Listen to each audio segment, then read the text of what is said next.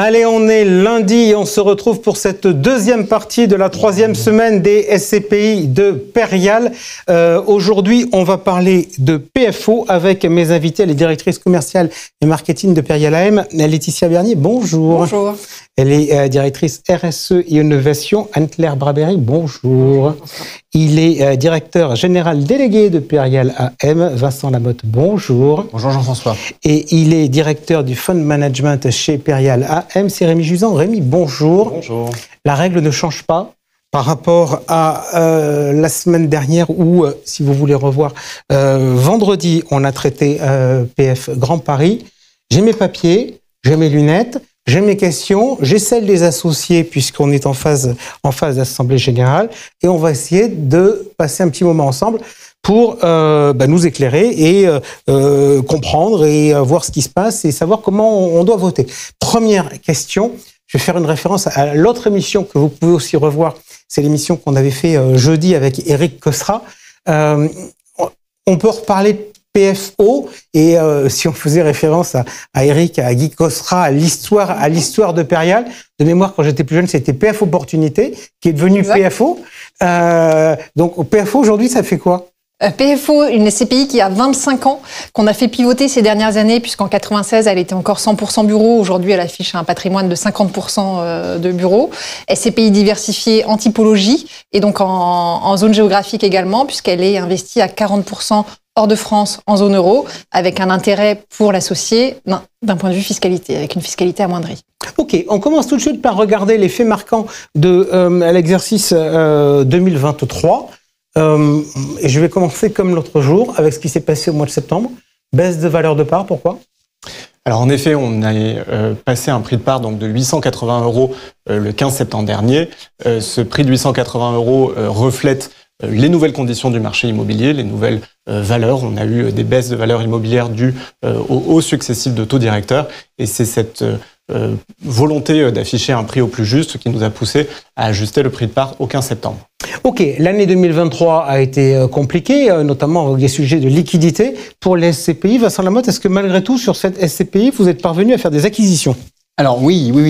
Parmi les faits donc significatifs de l'année 2023, il y a quand même un fait très positif, c'est l'acquisition d'un actif d'un hôtel en Espagne, à Sitges exactement, pour un bail d'une dizaine d'années ferme et un rendement autour de 6%. Donc on a également acquis au début d'année dernière un actif immobilier. Ok, donc ça c'est dans la logique de diversification et géographique et sectorielle, Laetitia ? Totalement, de l'hôtel en Espagne. Donc on remplit la mission et la stratégie du fonds. Rémi, je voudrais maintenant qu'on regarde la situation, la performance, non pas sur la valeur de part, mais sur la distribution, en commençant par regarder les choses d'un point de vue microéconomique. Grosso modo, le patrimoine est bien loué ou pas ? Alors le patrimoine est très bien loué, on est sur un taux d'occupation financier moyen de 95,5%. Pour une SCPI qui a 25 ans, je le rappelle, et qui est composée de bureaux, de commerces, donc c'est un patrimoine extrêmement résilient, où la vacance est très faible. Il y a toujours une petite vacance qui tourne, et c'est bien normal avec un patrimoine d'environ 800 millions d'euros. Mais effectivement, on est bien loué et on a des actifs bien positionnés. Alors ça c'est juste, on essaie toujours de faire de la pédagogie pour bien comprendre les choses. Là quand nos amis associés regardent ce slide, ils voient dans les chiffres qu'on a voulu mettre à la fois le TOF, puis ils voient un autre élément, c'est le taux d'encaissement. Parce que c'est vrai qu'on dit, est-ce que c'est loué ? Est-ce qu'il y a des locataires ou est-ce qu'il n'y a pas de locataires ? Est-ce qu'on ne doit pas aussi se poser la question, est-ce que les locataires payent ou est-ce que le locataire ne paye pas ? Alors c'est effectivement un indicateur qui est extrêmement important, le taux d'encaissement. C'est-à-dire quelle est la capacité de la société de gestion à aller percevoir, donc rentrer ses loyers. Donc c'est quelque chose qu'on suit hebdomadairement dans notre société et qu'on communique de manière régulière parce que c'est effectivement clé. Ça nous permet de payer nos dividendes, d'avoir des bons taux d'encaissement. Ok, donc si je résume, grosso modo, en termes d'occupation, c'est mieux que l'année précédente. Le taux d'encaissement est élevé. En pratique, en termes de distribution, ça a donné quoi ? Vous aviez annoncé quoi ? En début d'année, vous donnez des fourchettes et puis après, on voit ce qui se passe. Alors vous aviez donné quoi comme fourchette et qu'est-ce qui s'est passé ? Alors effectivement, on avait annoncé en tout début d'année une fourchette entre 5,30 et 5,80 de taux de distribution. fourchette qu'on avait resserrée ensuite au cours du mois de juin entre 5,50 et 5,80 parce qu'on avait déjà du confort sur l'année et sur notre capacité à passer nos échéances locatives. Et nous sommes arrivés à 5,70, donc en haut de la fourchette qui avait été resserrée. Cette fourchette, elle correspond à un dividende net de 52,80 € par part, donc en forte augmentation par rapport à l'année précédente où on était à 45 et quelques sur la SCPI. Et donc voilà, ça traduit vraiment plusieurs choses. Donc évidemment la bonne santé locative de la SCPI, on l'a vu, mais aussi la bonne tenue des cessions qu'on a pu faire sur la SCPI. On avait fait en 2022 une cession qui nous avait engendré un stock très important de plus-value. Donc nous avons commencé en 2023 à distribuer cette plus-value. Il y a eu une distribution au cours du mois de juillet, mais c'est qu'une partie du stock qui a été versée. L'autre partie sera progressivement versée sur la SCPI et sera alimentée. C'est effectivement l'objet de cette SCPI qui a 25 ans, qui peut générer des plus-values qu'on va aller verser à nos associés. ISR ? Oui, PFO a été labellisé ISR en 2023, ce qui nous permet d'avoir une gamme SCPI 100% labellisée. La particularité qu'on a choisie au sein de Perenna Asset Management, c'est de dédier une thématique extra-financière à chacun des fonds pour avoir vraiment, pour pousser le sujet plus fortement. En l'occurrence, sur PFO, on a choisi de travailler plus fortement la résilience climatique. Concrètement, c'est mieux connaître les risques qui concernent le patrimoine, donc des vagues de chaleur, des vagues de froid, des incendies, des inondations, et anticiper les travaux, sensibiliser les locataires également et les équipes techniques pour s'assurer qu'on peut absorber ces chocs-là qui de toute façon vont arriver pour éviter qu'il puisse y avoir des trop gros impacts sur le fonctionnement de l'immeuble ou sur sa valeur. Vincent, je suis dans le chapitre La vie de la SCPI du rapport et il est question du sujet du financement. Oui. On a d'ailleurs beaucoup de questions d'associés parce que c'est une interrogation, d'autant que certains ont potentiellement acheté des SCPI à crédit. Alors, quand je lis le chapitre de financement, je me dis mais c'est un job à plein temps. Nous avons remboursé durant l'année 2023 2 lignes de financement. Nous avons procédé au remboursement d'un prêt. Dans le même temps, nous avons obtenu un encours de financement court terme contracté auprès de la caisse d'épargne.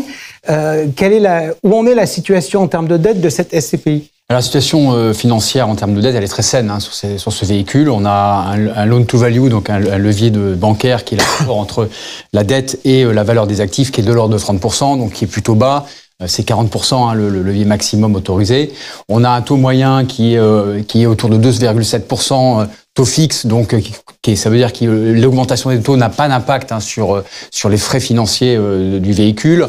On a des échéances de dette en 2023 de l'ordre de 2024 de l'ordre de 50 millions d'euros qui sont déjà gérées. C'est-à-dire qu'on a déjà renouvelé avec nos partenaires bancaires cette échéance de dette. Donc aujourd'hui, on a une très bonne visibilité sur notre endettement en 2024 et 2025 de cette SCPI. Ok, où est-ce qu'on en est sur le sujet de la liquidité, puisqu'on sait qu'il y a des problèmes sur la liquidité des parts de SCPI. Celle-là, elle est concernée, pas concernée. Si on fait dans une échelle de 1 à 10, elle en est où dans... Alors tout à fait. Alors elle est concernée au même titre que les SCPI anciennes, puisqu'on a un patrimoine conséquent qui a été développé. Et au moment de l'annonce des baisses de prix de part, on a eu certains associés, notamment institutionnels, fonds de fonds, qui se sont mis dans les carnets.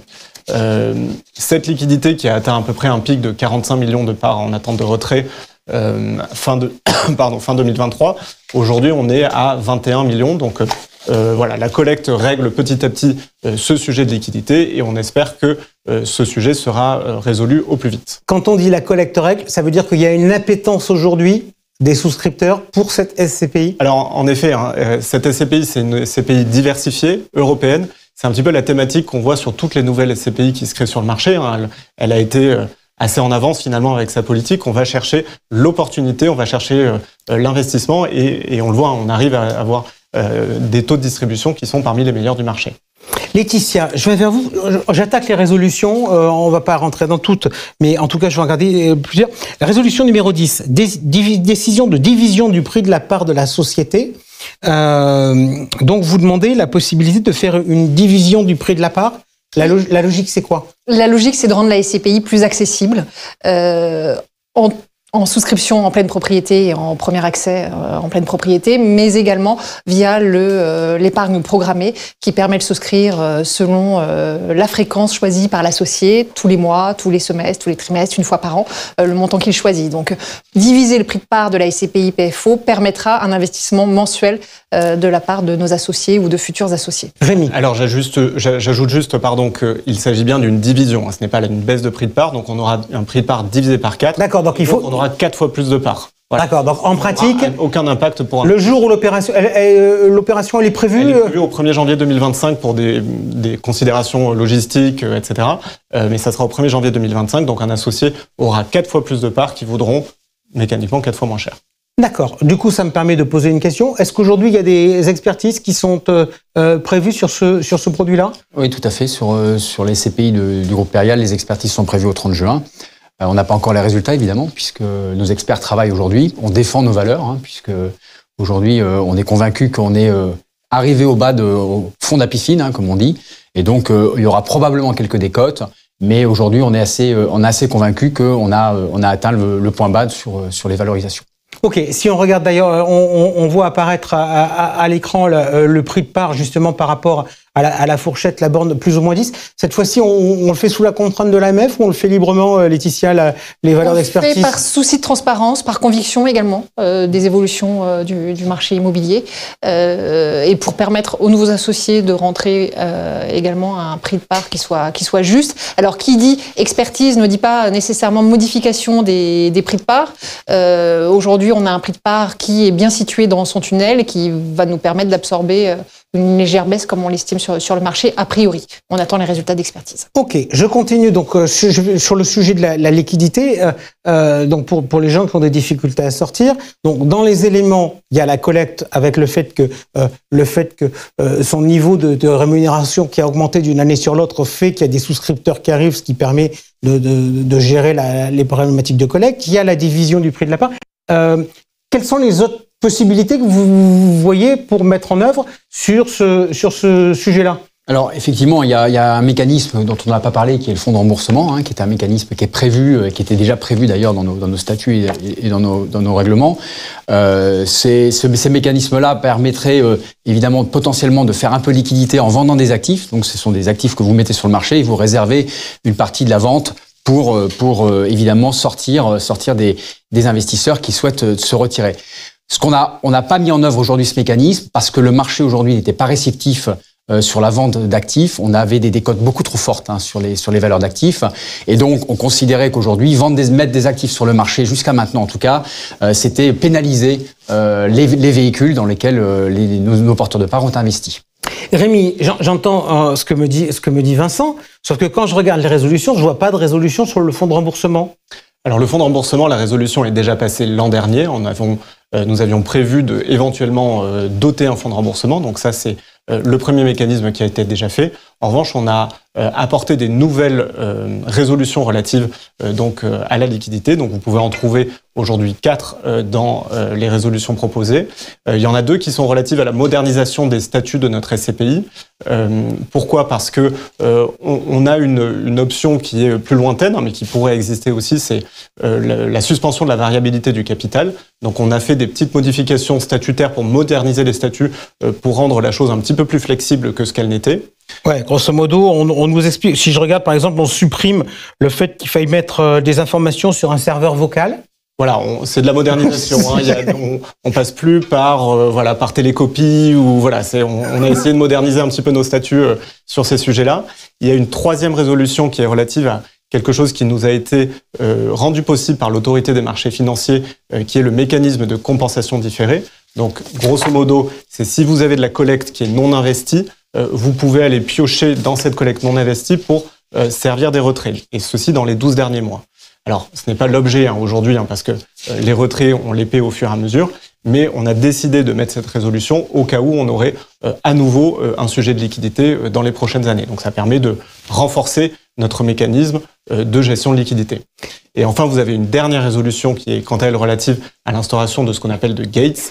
Donc de gates, c'est un mécanisme qui contraint un petit peu les vendeurs, qui les contraint sur les volumes de parts qu'ils souhaitent céder.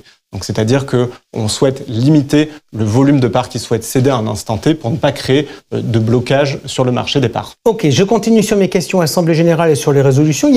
Donc c'est à peu près ce que vous venez de me dire, ça doit être la 11, la 12 et la 13, des choses comme ça. Juste avant, il y a des choses sur les sujets de plus ou moins value, d'imputation des plus ou moins value. C'est quoi la philosophie de ces 2-3 résolutions qui concernent ce point ? Alors, les résolutions sur les plus-values sont importantes parce que, comme je vous l'ai dit, la distribution de plus-value fait partie intégrante de la stratégie de PFO et va le faire de plus en plus partie. Aujourd'hui, on n'a pas de sujet parce qu'on a un stock de plus-value qui est important, donc on va continuer à distribuer.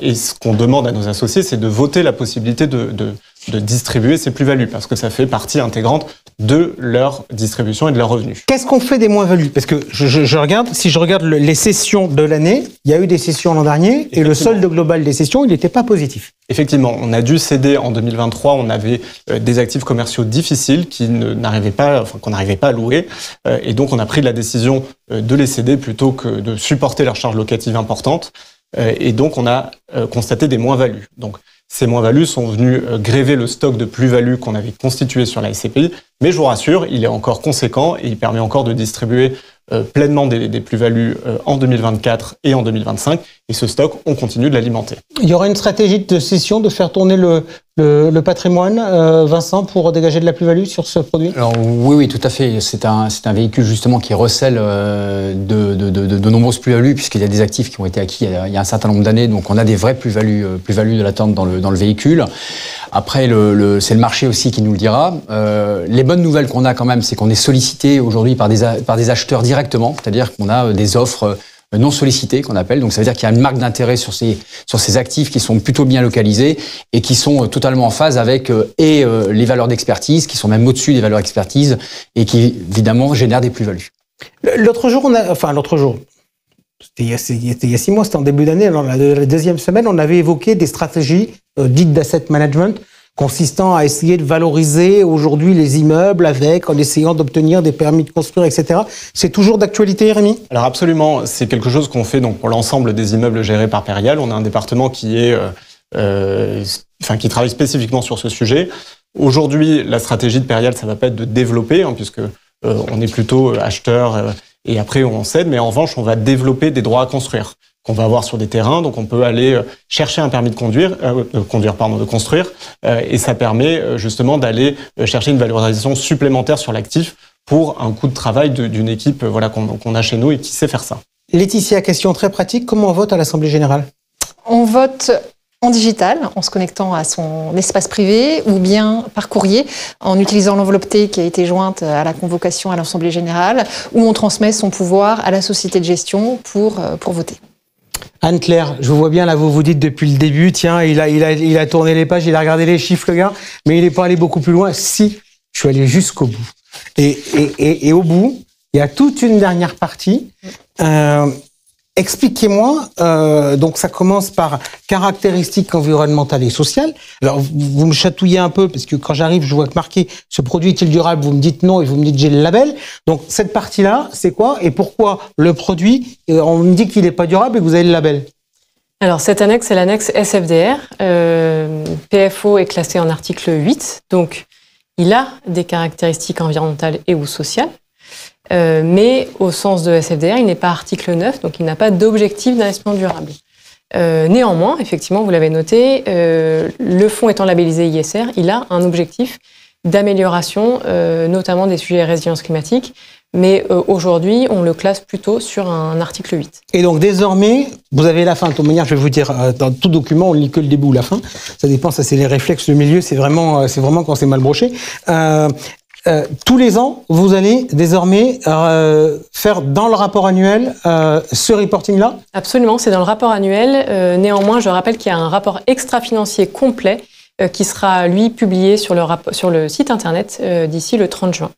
Ok, parfait. Donc on a vu, maintenant on va s'intéresser à ce qui se passe en 2024. On a expliqué tout à l'heure qu'il y avait des expertises qui étaient lancées dont on n'avait pas les résultats, mais que vu les marges de manœuvre qu'on avait, le positionnement du prix, on regardait les choses avec un minimum de sérénité. Je voudrais maintenant qu'on regarde la situation locative. Rémi, donc j'ai bien compris dans ce que vous m'avez dit qu'il y avait des plus-values qui avaient été réalisées et qui restent distribuables. On en est où sur la situation locative et quel est l'objectif que vous affichez aujourd'hui sur ce produit ? Alors, ça fait beaucoup de questions, Jean-François. La première, au niveau des cessions, donc on continue évidemment à travailler le patrimoine avec 2 objectifs. Le premier, c'est d'augmenter le taux de rendement du patrimoine. Donc, on va plutôt aller céder des actifs qui sont dilutifs pour la performance. Donc, je pense en cela, par exemple, à des actifs parisiens qui sont plutôt valorisés autour de 4%. Donc, évidemment, qui sont dilutifs pour notre objectif de performance à plus de 6%. Et qui en plus vont générer de la plus-value. Donc ça va vraiment être un axe important de notre stratégie. Évidemment, comme le disait Vincent, on a des offres non sollicitées de plus en plus importantes, donc on n'a pas de contraintes particulières, mais quand on peut faire monter une offre non sollicitée, on va évidemment s'y intéresser pour aller créer de la plus-value sur la SCPI. Donc aujourd'hui, on a à peu près 6 sessions qui sont en cours, qu'on espère mener à leur bout, bien évidemment, pour continuer donc à générer de la plus-value et à reluer la performance du patrimoine. Au niveau de la performance, on a annoncé une fourchette comprise entre 5,90 et 6,30. On a fait un premier trimestre opérationnellement très bon. On a eu notamment de très bons résultats sur nos hôtels qui ont généré du loyer variable. Et donc, on est très en avance par rapport au budget qu'on avait établi. Donc, j'essaie de vous suivre. Du loyer variable, ça veut dire qu'il y a des... moi, j'avais le sentiment que quand je fais du bureau, dans ce que je retenais, le locataire, on lui demande de payer son loyer. On lui dit c'est 100 et après on l'indexe éventuellement. Là, vous me dites que sur cette SCPI, il y a des baux sur lesquels il y a du loyer variable. C'est-à-dire que si l'hôtel il est occupé, la SCPI va toucher plus d'argent que s'il n'est pas occupé ? Alors comme vous le dites, les bureaux, effectivement, c'est un loyer fixe, mais pour tout ce qui est baux commerciaux, de commerce et d'hôtels plus particulièrement, on peut avoir des loyers variables qui vont se déclencher à partir d'un chiffre d'affaires atteint par le locataire. Donc ce locataire, par son bail, est tenu de nous communiquer son chiffre d'affaires et on va déclencher un loyer supplémentaire s'il dépasse ses objectifs. Okay. C'est ça qu'on a eu sur PFO en 2023 et qu'on continue à avoir puisque, comme vous le savez, les hôtels se portent en ce moment très bien et le tourisme est reparti très fort. L'an dernier, vous étiez en haute fourchette. Vous m'avez donné votre fourchette en pourcentage. Si je l'ai en euros, on peut potentiellement avoir moins en revenus que l'année précédente. Vous visez à nouveau le haut de la fourchette ? On vise à nouveau évidemment le maintien du dividende qu'on a distribué, donc c'est-à-dire plutôt le haut de fourchette pour PFO. Dernière question pour vous, Laetitia, et elle fera plaisir au côté ESG de Anne-Claire. Si j'ai pas envie de suivre tous les papiers du rapport annuel et tout ça, comme j'ai sur mon bureau avec des choses dans tous les sens, j'ai une solution ? Bien sûr, vous avez une solution, c'est l'espace privé sur pereal.com. Vous choisissez de recevoir toute la documentation relative aux assemblées générales et aux convocations par voie électronique pour l'année prochaine, bien entendu. D'accord, donc ça veut dire qu'il faut que je fasse la demande ? Absolument, c'est une nécessité, c'est réglementaire. Ok, super, merci beaucoup à tous les 4 d'avoir été avec nous. Demain, on parlera de PFO, rendez-vous demain, 18h.